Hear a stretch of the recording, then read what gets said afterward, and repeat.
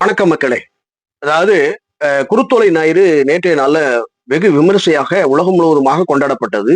அந்த நாளை ரொம்ப எனது விசேஷித்த நாளாக லெந்து காலத்துல அது எண்டு காலமாக ஒவ்வொரு நாளும் ரொம்ப விசேஷித்த நாளாக கருதப்படும். சரிங்களா? சோ இந்த இத வச்சுக்கிட்டு எப்படின்னு கேட்டீங்கன்னா, ஒரு ஆண்டவருடைய வேஷத்தை தரித்தவர்களாக பவனி வந்திருக்கிறாங்க. அது என்ன கோமாளித்தனம் அப்படிங்கிறத பார்த்துட்டு வாங்க.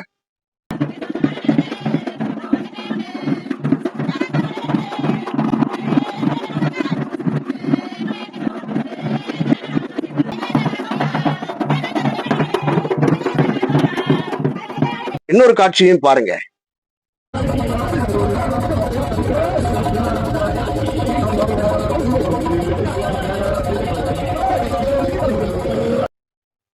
பாத்தீங்களா? அதாவது என்னன்னு கேட்டீங்கன்னா, ஆண்டவர் எருசலேம் நகருக்குள்ளே போனார். ஓசன்னா பாடுவோம் இயேசுவின் தாசரே உன்னதத்தில் அப்படின்னு சொல்லி அந்த பாடலோடு கூட நம்ம ஒவ்வொரு தெருக்களாக போவோம். அப்படி அதாவது கர்த்தரால் வருகிறவர் சோத்தரிக்கப்பட்டவர் அப்படிங்கிறத அறிவிக்கும் வண்ணமாக அதை இது பண்ண வச்சோம். சரி, ரைட். இது ஒரு சமாதானத்தின் தேவன். இத ஒரு வேஷம் போட்டு இது பண்றது புரஜாதியார் பண்பு அப்படிங்கிறது தெரியும். இது ஒரு விக்கிரக ஆராதனை அப்படின்னு தெரியலையா? ஒரு போட்டோவை வச்சாலே விக்கிரக ஆராதனைன்னு நம்ம வைக்கிறோம். அவருடைய சேடோவாக அவருடைய இதை போல தாடியெல்லாம் வச்சுக்கிட்டு ஒரு நபர் போற மாதிரி கீழே சீலை எல்லாம் இது பண்றதுங்கிறது ஆண்டவர் செய்ய சொல்லாத ஒரு காரியம், செய்ய சொல்லாத ஒரு சடங்காச்சாரியம் அப்படின்னு சொல்லலாம். சடங்காச்சாரியத்தை அப்படி இது பண்றாங்க, வைக்கிறாங்க. எங்கேயாவது இப்படி செய்ய வேண்டும் என்று ஆண்டவர் சொல்லி இருக்கிறாரு. வருஷம் பவனி போவாரு. வருஷம் இந்த காட்சியும் பாருங்க. வருஷம் அவங்கள சிலுவையில அறைய விட வேண்டியது.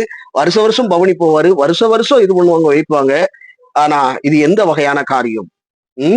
ஆண்டவராகிய இயேசு கிறிஸ்துவானவர் 2026 ஆண்டுகளுக்கு முன்னதாகவே இப்படிப்பட்ட காரியங்கள் எல்லாம் நமக்கு செய்து கடைசியாக பெரிய வியாழன் என்று சொல்லப்படுகிற அந்த தினத்திலே அவ்வண்ணமாக அதாவது எப்படின்னு கேட்டீங்கன்னா, தன்னுடைய சீசர்களை விட்டு பிரிய போகிறத ஆவிக்குள் அறிந்தவராய் கடைசியாக நான் இந்த ஒரு என்ன சொல்றது, ஒரு ஒரு ஒரு அனுசரிக்கும்படி சொல்றாரு. இதை நான் சாப்பிட மாட்டேன், இதோ என்னுடைய சரீரம் சொல்லி அப்பத்தை காட்டி, இதே எனக்காக பிற்கப்படும், உங்களுக்காக பிற்கப்படும் என்னுடைய சரீரமாய் இருக்கிறது, இதோ இந்த திராட்சரசமானது உங்களுக்காக சிந்தப்படுகிற ரத்தமாக, இதை நினைவு கூறுங்கள் அப்படின்னு சொல்லி அந்த அந்த மூமெண்ட் எப்படின்னு தெரியுமா? ரொம்ப ஹைலைட்டடான மூமெண்ட். அதுல என்ன காட்டி கொடுப்பான் அப்படிங்கிறதையும் சொல்றாரு. ரொம்ப வியாக்குலமாறாரு. சகோதரர்கள் எல்லாம் விட்டுட்டு நம்ம கடந்து போகிறோம், நாம் பரமேறி போக போறோம், நாளைக்கு ஒரு சம்பவம் நடக்க போகுது அப்படிங்கிறத இது பண்ணும்படி இதை நினைவு கூறுங்கள் அப்படின்னு சொன்னாரு. பட் என்னன்னு கேட்டீங்கன்னா, இப்படிப்பட்ட கோமாளித்தனத்தை எங்கேயாவது செய்ய சொன்னாரா மக்களை? எல்லலை வேணும் அப்படிப்பட்ட படிப்பினைகள் கிடையாது. வருஷம் பவனி போவாரா அப்படின்னு சொன்னா, எப்போதும் எவ்விடத்திலும் அவர் நோக்கி பார்க்கிற மிக பிரம்மாண்டத்தின் தேவன், பரலோக ராஜ்யமே சரி, பூமியும் சரி, கதகதக்கும் பதக்கும் ஒரு பயங்கரம் உள்ள தேவன். சரியா? சரி, அதுக்கு அடுத்தாக்குல இன்னொரு காட்சியையும் நீங்க பார்க்கணும், பாருங்க.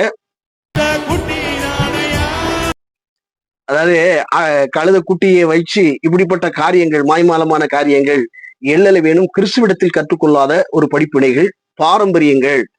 ஒரு தடவை இப்படி போட்டு கழுத மாதிரி வச்சுக்கிட்டு இப்படி பல காரியங்களை பண்றதுங்கிறது முற்றிலுமான விக்கிரக ஆராதனை அப்படின்னு தெளிவா தெரியுது. புரிதுங்களா இல்லையா?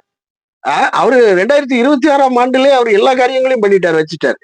இப்போ நாம இதை கடைபிடிக்கணும் அப்படிங்கிற காரியமே கிடையாது, வைக்க கிடையாது. அந்த தினத்துல நாம அவரை நினைவு கூறும்படி நம்ம இதெல்லாம் நம்மளுடைய பாவத்திற்காக, நம்முடைய மீறுதல் நிமித்தம் அவர் காயப்பட்டு நொறுக்கப்பட்டார், நமக்கு உண்டான எல்லா விதமான ஆக்கினை அவர் மேல் வந்தது அப்படின்னு சொல்லி நம்ம நினைவு கூறணும். ஒவ்வொரு நாளும் நாம் நினைவு கூற வேண்டிய காலகட்டத்தில் நம்ம இருக்கிறோம். சரிங்களா? ஒவ்வொரு நிமிஷமும் நாம் பாவம் செய்கிற போது ஆண்டவர் நமக்காக இப்படிப்பட்ட காரியங்கள் எல்லாம் செய்தார், நமக்காக அடிக்கப்பட்டார், அடிக்கப்பட்ட ஆட்டை போல கொண்டு போனார், அவர் அமைதியாக இருந்தார் அப்படிங்கிற ரீதியில ஒவ்வொரு நாளும் நாம் தியானிக்கப்பட வேண்டிய ஒரு காரியமாக இருக்கிறது.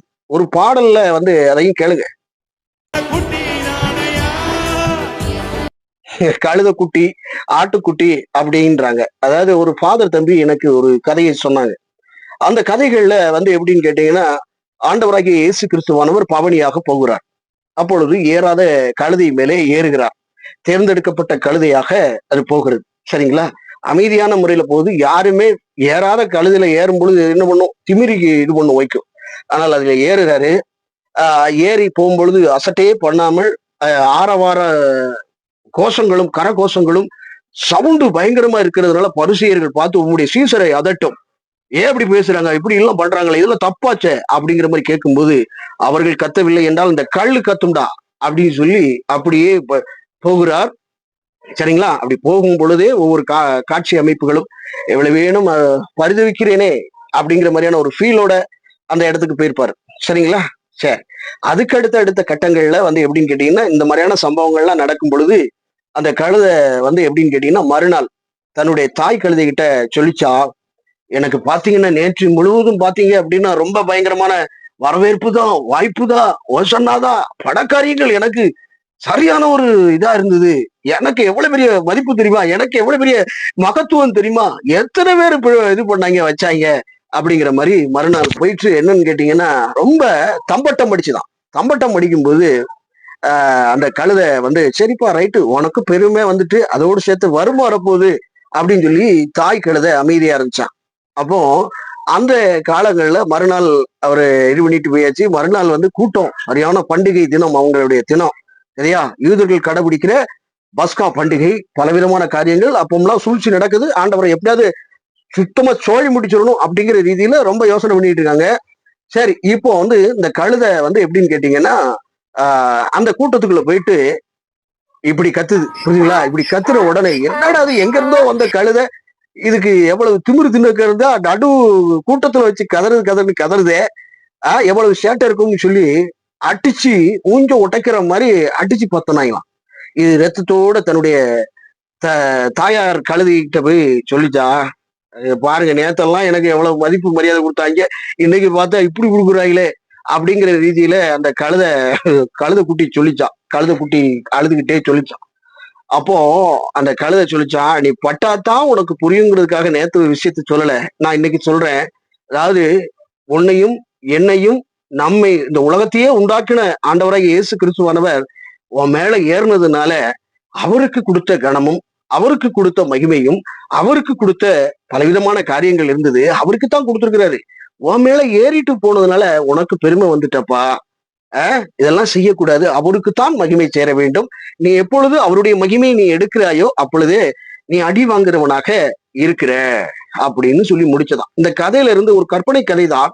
இதுல இருந்து நம்ம என்ன தெரிஞ்சுக்கணும் அப்படின்னா, கர்த்தரோடு அந்த கழுதை எப்படி அடம்பிடிக்காமல் தன்னுடைய கடமையை, தன்னுடைய என்ன சொல்றது, தன்னுடைய திட்டத்தை, தேவ திட்டத்தை எவ்வளவாய் நிறைவேற்றியதோ அதே ஃபார்மெட்ல ஒவ்வொரு மனுஷனுடைய காரியங்கள் அவருடைய, அதாவது திட்டம் இல்லாதவனுக்கு திட்டத்தையும், யூகம் இல்லாதவனுக்கு யூகத்தையும், வழியில்லாத இடங்களில் அவாந்தர வெடிகளிலே ஆறுகளை உண்டு பண்ணுகிற நம்முடைய ஆண்டவராகிய இயேசு கிறிஸ்துவானவரோடு கூட ஒவ்வொருத்தரும் ஒவ்வொரு காரியங்களிலும் நாம் இருக்கும் பொழுது நமக்கு பலவிதமான கிரியைகள், பலவிதமான காரியங்கள், இவர் கர்த்தருக்குள் மிகப்பெரியவர் அப்படின்னு சொல்லப்படுகிற நேரம் கர்த்தருக்கே அந்த மகிமையும் கனமும் உண்டாக பெறுகிறது. நான் அல்ல, நமக்குள் கிரியை செய்கிற இயேசுக்கே அது புகழ் சேர வேண்டும். பெருமை நமக்குள் வரக்கூடாது. அப்படிப்பட்ட பெருமைகள் நமக்கு வருமானால் எங்கே ஆண்டவராகிய இயேசு கிறிஸ்துவானவர் இல்ல, அது பிசாசானவன் தரையிலே தள்ளப்பட்ட மண்ணனக்கின பயலுக்கு ஒப்பாக அது இருக்கிறது. புரியுதுங்களா?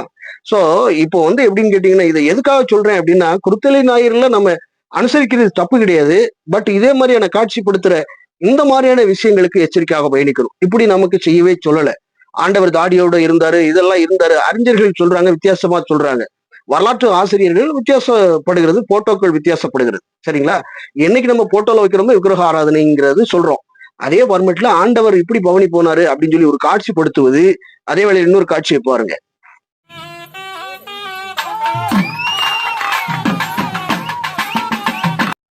பாத்தீங்களா? இதையும் செய்வது வந்து விக்கிரக ஆராதனையுடைய ஒட்டுமொத்த கூடாரமாக பயணிக்கிறது. இப்படிப்பட்ட மாய்மாலங்கள் கிறிஸ்துவத்துக்குள்ள இருக்கக்கூடாது. சரிங்களா? எப்பவும் அவர் அடிக்கப்படுகிறவராய் இல்லை, எப்பவும் அவர் சிலுவையில் அறையப்படுகிறவராய் இல்லை, எப்பவும் அவர் எருசலேம் தேசத்துக்குள்ளே போகிற கழுதியில் பவனி போகிறவராய் இல்லை. அவர் இருக்கிற வண்ணமாய் இருக்கிறவர்.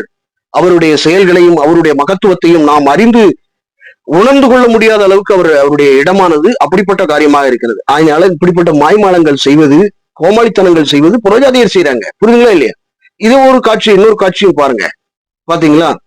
அதாவது ஒரு ஒரு கடவுளுடைய இதை வச்சுக்கிட்டு ஆடிக்கிட்டு டான்ஸ் ஆடிக்கிட்டு போறாங்க. அப்போ இவர்களுக்கும் இந்த விஷயத்துக்கும் ஏதாவது சம்பந்தம் இருக்கிறதா அப்படின்னா ஒத்து போகிறது. சோ பழக்கப்படுத்தப்பட்ட ஒரு அடிமையான ஒரு மனிதன் எங்கு சென்றாலும் அவனுடைய அடிமை தினத்தை அப்படியே வெளியே காண்பிப்பான் அப்படிங்கிறதுக்கு இது உதாரணமாக இருக்கிறது. நீங்கள் வெளிப்படைய வேண்டும். இப்படிப்பட்ட காரியங்களை ஆண்டவரை வச்சு ஒரு அவலட்சணமான கிரியைகளை நடப்பிக்கிறதை ஒருபோதும் ஏற்றுக்கொள்ளாதீங்க. சரிங்களா? இயேசுநாதர் 2026 வருடங்களுக்கு முன்னதாகவே அவர் எல்லாத்தையும் முடித்து விட்டார். நமக்கு செய்ய வேண்டியது எல்லாம் அனுதினமும் சிலுவை பாடுகள், கோர சம்பவங்கள். நாம் பாவத்துல சிக்கும் பொழுது ஐயோ ஆண்டவர் நமக்காக சிலுவையில அடிக்கப்பட்டாரே என்று தினமும் நாம் நினைவு கூற வேண்டிய ஒரு கட்டாயம் இவைகள் எல்லாம் இருக்கிறது. புரியுதுங்களா? இப்ப மாத்திரம் அல்ல, இந்த டேட்ல மாத்திரம் அல்ல, day by day, day to day, நிமிடங்களுக்கு நிமிடம். சரிங்களா? நாம அனுசரிக்கப்பட வேண்டிய, ஆசரிக்கப்பட வேண்டிய ஒரு தருணமாகத்தான் இருக்கிறது. விழிப்புணர்வுக்காக இந்த பதிவை பதிவிட்டிருக்கிறேன். வேறொரு பதிவு. வணக்கம், நன்றி.